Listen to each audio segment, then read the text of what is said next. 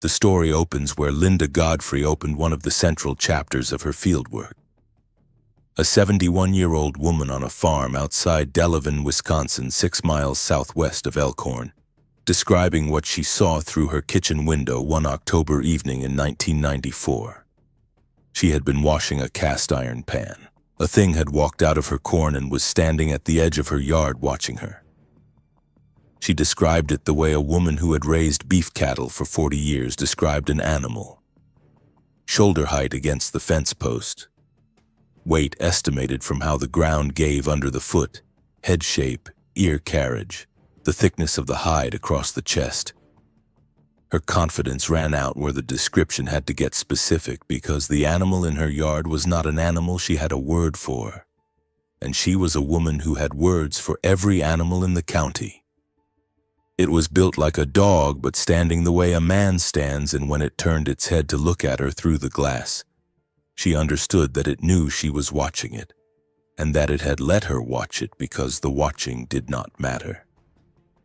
What she was looking at is the creature the DOGMAN research community has spent more than 3 decades trying to get the mainstream to acknowledge. The mainstream has refused. Linda Godfrey did not give the farm wife's name in the book. She gave the general area as somewhere in Walworth County, with the identifying details stripped and the geography blurred. The witness had asked for that protection, and Linda never broke her word to a witness. What walked out of that corn was the creature Linda would spend the next 31 years of her life documenting. She collected roughly 600 accounts.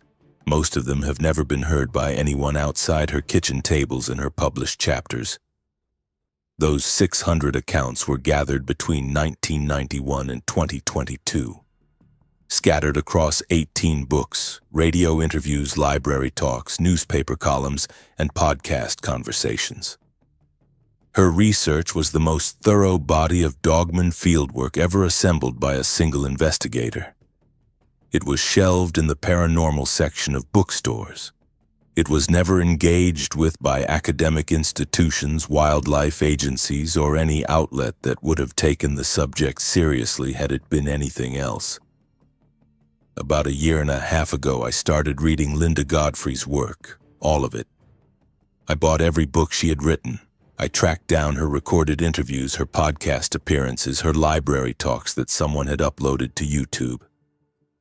I drove to a regional library that keeps the Walworth County Week on microfilm and spent Saturdays reading her original newspaper columns, taking notes in pencil on legal pads because the library does not allow pens near the microfilm reader. I pulled property records from the Walworth County Courthouse. I pulled the publicly available mound documentation compiled by Wisconsin's early 20th century archaeologists. I built a spreadsheet that cross-references every sighting she ever published against every other sighting, looking for corridor patterns and overlap cases.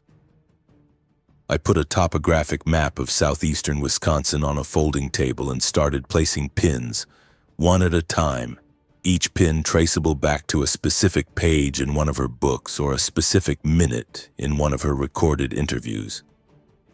Nobody had read her output as a single body of work before. I wanted to know what the full picture looked like. Before we continue, make sure you subscribe and let us know where you're watching from. Thanks. Here is what I need to say about how I did this. Linda's original field notes, her interview recordings, her correspondence with witnesses, all of that remains private. I have no access to any of it. Everything I am about to walk you through comes from the published record.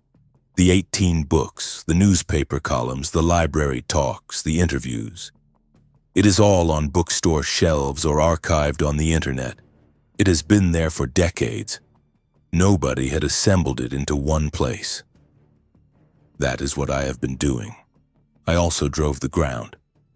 I drove the 10-mile corridor from the southern edge of the Kettle Moraine through the Bray Road country to the north shore of Delavan Lake, pulled over at coordinates my map identified as sighting locations, and walked the available public ground. I noted the sight lines, the cover, the creek drainages, the way the kettle formations funnel movement through specific gaps in the terrain. I am not a field biologist, but I have stood on most of the pins in my map. There is one specific pin I keep coming back to. A bend in a back road south of Elkhorn, where 3 witnesses across 11 years, described in 3 different books with 3 different sets of blurred details, had reported seeing a bipedal canine cross the road at dusk. I had worked out from the geographic clues that the 3 sightings were the same location. The bend sits where a drainage cuts under the road between 2 kettle ridges, exactly the kind of pinch point a traveling animal would use. I have stood at the shoulder of that road at dusk 3 times. On the 3rd visit, walking the public easement along the fence line in the last of the light, I found something I was not expecting.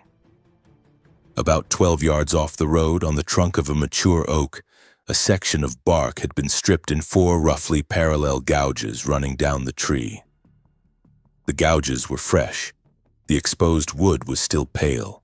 The top of the marking was above the level of my own raised hand. I am 6 feet tall. I could not reach the top of the gouges on my tiptoes. I photographed them and estimated the upper edge at somewhere between 7.5 and 8 feet above the ground. It matched the mean marking height Linda had reported across more than 40 witness accounts in her lectures. I have not been back to that tree. The first pattern I found is density. Linda's books treat the DOGMAN phenomenon as broadly distributed across Wisconsin, Michigan, and Minnesota. The breadth is accurate. What the books obscure, because they were organized by theme rather than geography, is the concentration inside that breadth.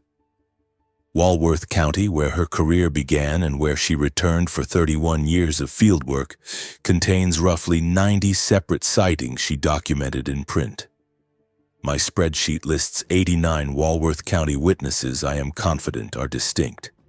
89 witnesses in a single rural county of under 110,000 people. When I plotted those 89 accounts on my map, they did not scatter across the county's 355,000 acres. They clustered.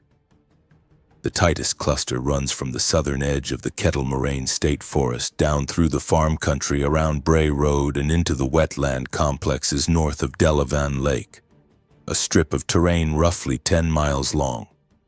25 to 30 of the 89 accounts place inside that strip. My map shows it clearly. Linda's book showed it only if you read all of them and remembered where each sighting was described. Linda called this, in a 1999 radio interview I tracked down on an amateur archive site, the real story. The creatures were not scattered individuals wandering randomly across the upper Midwest. They were concentrated populations using specific landscape features as travel corridors. She said she had the data to prove it. She said she could not publish the data in the form that proved it, because doing so would identify the corridors and the properties, and she had promised witnesses their locations would never be specified. So the data went into her books in pieces, the full pattern visible only to someone willing to assemble it. And I need to walk you through what the assembled picture looks like. The second pattern is behavioral consistency. The public composite of the dogman, 7 feet tall, dark fur, canine head, upright posture, is accurate as a sketch. What the composite misses is how precisely witnesses match each other on behaviors. Linda wrote about those behaviors throughout her work, but always in isolation, in the context of the specific witness describing them. When I typed them all out of her scattered references, the behavioral catalog ran about 30 pages.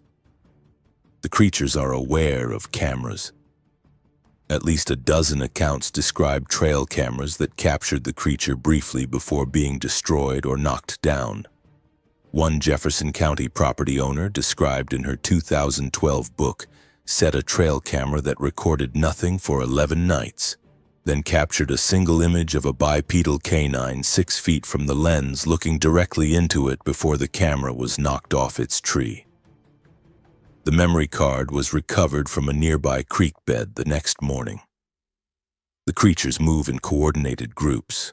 A husband and wife outside Lyons in 1998 watched two creatures cross a hayfield in consistent spacing, the rear animal stopping twice to look back at the farmhouse.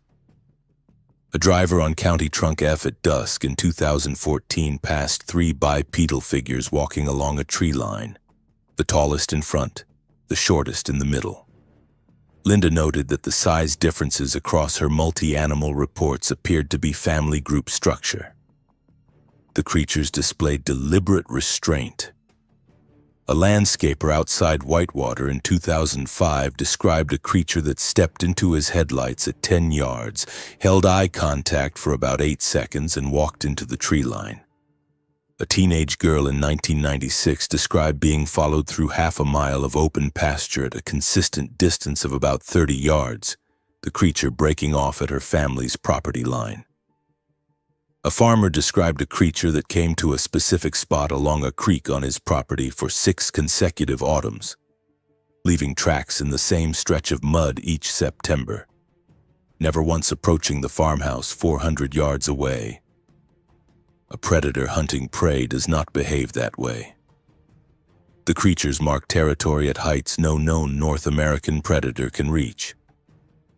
Linda cataloged mark heights across more than 40 reports and found the mean was approximately 7 feet 10 inches.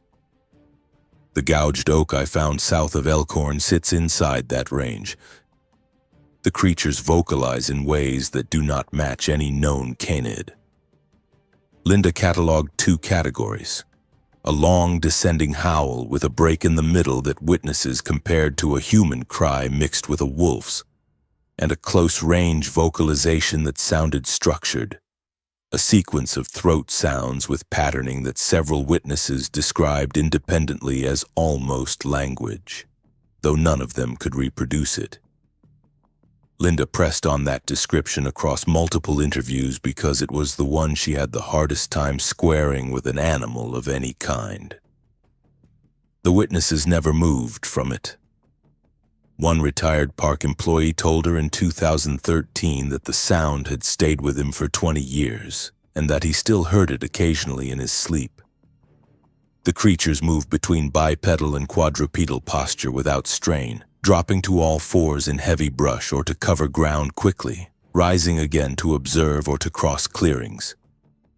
Witnesses described the transition the way a person might describe kneeling and standing: an adjustment for terrain rather than an emergency. The Michigan material runs through Linda's work in parallel to the Wisconsin material. Roughly a third of her published sightings came from Michigan, concentrated around the Manistee National Forest and the stretch of M37 from Baldwin North to Cadillac.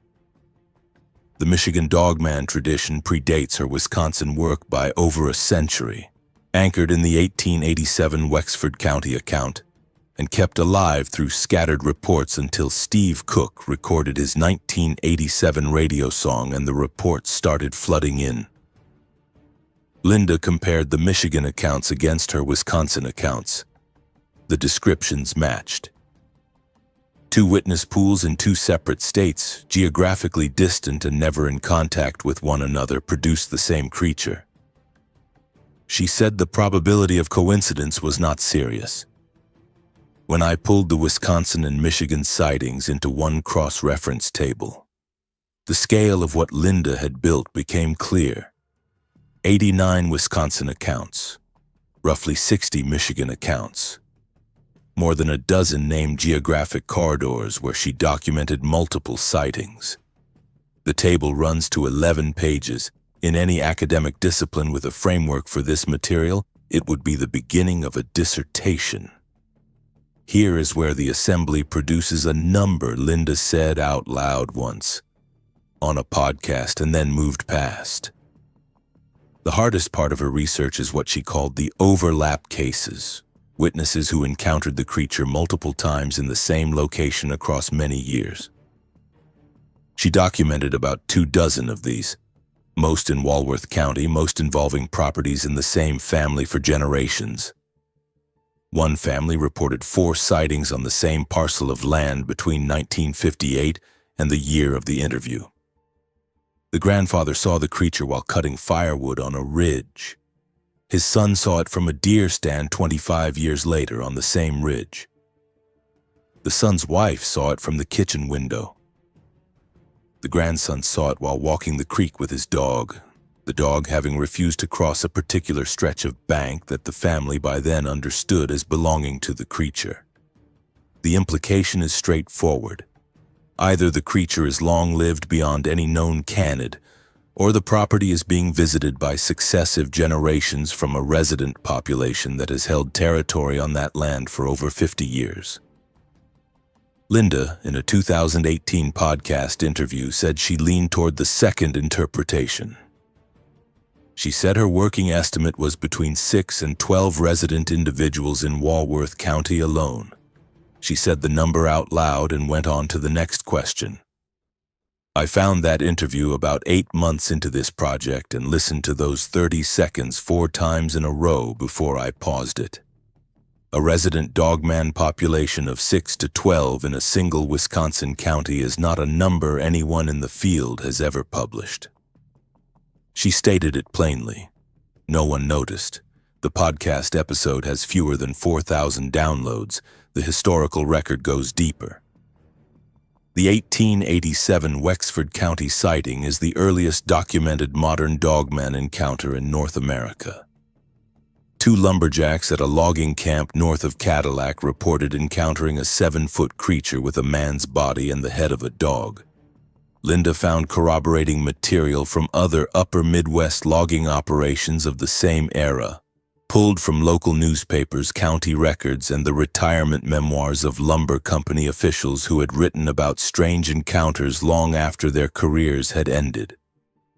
She described this material in her 2006 book as a substantial body of pre-modern accounts. The men had no knowledge of each other, worked in different states, and had no reason to fabricate anything. What they described in 1893 or 1907 matches what witnesses describe today. The local thread is more striking. In 1936, 2 consecutive nights of sightings were reported at the St. Coletta School in Jefferson County, just across the Walworth County line. A night watchman named Shackleman reported seeing a creature digging on an Indian burial mound on the school's property. The school exists. The burial mound exists on land that still holds multiple preserved Native American mounds under Wisconsin's burial sites preservation law. The same St. Coletta, where Rosemary Kennedy was institutionalized in 1949 after her 1941 lobotomy. That history has helped keep the original 1936 account alive in local memory. I drove to the Jefferson County Historical Society and pulled the public archival material myself. The earliest Beast of Bray Road sighting the public knows about dates to 1989. The Shackleman account predates it by over 50 years. The indigenous dimension reaches further back. Linda worked with members of several tribal communities across the upper Midwest on their terms. What she published was the broad framework. The land her Walworth County fieldwork covered had belonged until the 1830s to the Potawatomi. Their villages stood at the western end of Geneva Lake and on both shores of Delavan Lake. The chief the white settlers knew as Bigfoot, whose Potawatomi name was Mamksuk, led the Geneva Lake Band in the early 1800s. His memory is preserved in the name of Bigfoot Beach State Park on Geneva Lake's southern shore and in Bigfoot High School in the village of Walworth. After the Treaty of Chicago in 1833, the Lake Geneva Potawatomi were forcibly removed west, first to the Platte River in Missouri and later to Kansas. Other bands resisted removal and went into hiding in the northern Wisconsin woods, eventually consolidating into what is today the Forest County Potawatomi community, headquartered in Crandon, Wisconsin. Potawatomi oral tradition, as the elders shared it with Linda, carried accounts of a being that corresponded to the creatures in her modern sighting reports. She did not publish the Potawatomi word the elders used because she had been asked not to. The creature in their tradition had been known for as long as the Potawatomi had held the land. The traditions identified particular ridgelines and watersheds as belonging to it. The framework did not treat the being as supernatural in the European sense. It treated it as resident life older than human presence in the region, entitled to the landscape by virtue of occupancy, and requiring that humans keep appropriate distance. That framework was what academic study of the phenomenon had always failed to grasp. The Potawatomi approach did not require the beings to be classified or catalogued. It required only that humans keep appropriate distance. The colonial institutions of the upper Midwest could not adopt that framework.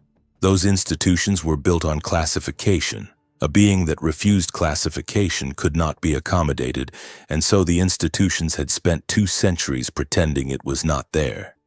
If you've spent time in the forests or farm country of southeastern Wisconsin, particularly the Kettle Moraine corridor, or the border country between Walworth and Jefferson and Rock counties, you know the terrain. Let me know in the comments if you've ever had anything unusual happen in those woods. Based on what Linda documented, the region has a lot more activity than the mainstream has ever acknowledged. The institutional failure is worth describing carefully because it is not a conspiracy. It is a feature of how the reporting systems are built. A Wisconsin sheriff's deputy writing up a wildlife call has 3 relevant fields on the standard incident form: species, category, and officer narrative. The species drop-down lists the animals the state has a classification for: black bear, gray wolf, coyote, fox, bobcat.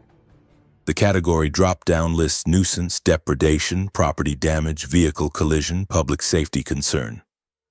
A deputy who encounters a 7-foot bipedal canine has no species to select and no category that describes the observation. If he writes what he actually saw in the narrative field, the form gets reviewed by a supervisor who either rejects it or instructs the deputy to reclassify. The paperwork cannot travel up the chain without being reclassified. And the deputy knows that if he insists, someone calls him into the office and asks if he has been drinking on shift. Nobody is suppressing anything. The form does not have a box. Linda wrote about a deputy in Walworth County who responded to a wildlife complaint on a farm outside Sugar Creek and found a dead sheep with injuries consistent with a large canine kill and a trackway leaving the kill site on 2 legs. His supervisor called him in and asked if he had been drinking, then amended the report to read unusually large coyote activity. The original was destroyed. She wrote about a conservation warden in Jefferson County who encountered a bipedal canine on a wildlife management area boundary in the Kettle Moraine in the fall of 1999. He watched it for about 15 seconds at 40 yards before it walked into heavy cover. He sat in his truck for 10 minutes afterward. He never filed a report. When Linda asked him why, he said he had 7 years until retirement and was not willing to spend those years being the warden who saw a werewolf. A retired detective from a neighboring county described 3 separate calls during his career in which deputies had reported encountering a large bipedal canine and had been directed to file the reports as conventional wildlife incidents instead. He had been the supervising officer on all 3. He had considered the adjustment a kindness to the deputies at the time. Looking back, he was not sure it had been. In Michigan, a state trooper responded to a vehicle collision on M37 north of Baldwin. The driver reported striking a large animal that then stood up on 2 legs and walked into the trees. The trooper filed it as deer strike, animal not recovered. He told Linda there was no category in the reporting system for what the driver had actually seen. The pattern Linda wrote about with the most weight in her last 2 books was the loneliness of her witnesses. Most had carried their encounters alone for years or decades before she arrived at the kitchen table. For many, it was the first time they told the full story to another human being. She had developed a protocol for the end of each interview. She would tell the witness gently that she had spoken with other people in the area who had described similar things. Most of the witnesses wept. She had come to understand that the creature was not the hardest part of the phenomenon. The hardest part was what the phenomenon did to the people who encountered it. The encounter lasted seconds or minutes. The silence afterward lasted decades. A spouse would laugh, a friend would change the subject, nobody at work would touch it. The only audience Linda could offer was herself, and she could only give each witness one afternoon. This is the work the mainstream never acknowledged. It was closer to grief counseling than monster hunting. Reading through her witness accounts, the aftermath patterns are specific. A hunter in his 50s stops going to deer camp. He tells his buddies it is his knees, and his knees do hurt, but his knees are not why. He has been hunting with the same 3 men for 30 years, and he cannot tell them why he is really quitting. And after a few seasons of refusing the invitation, he stops getting invited. A farmer's marriage grows distant because there is a room in his own head his wife cannot enter. And the room has a door she does not know is there, and after enough years the distance has hardened into something permanent. A retired wildlife professional stops attending the annual reunion of his department because he is not certain anymore what he would say if someone asked him what the strangest thing he ever saw in the field was. The answer is in him. He cannot say it.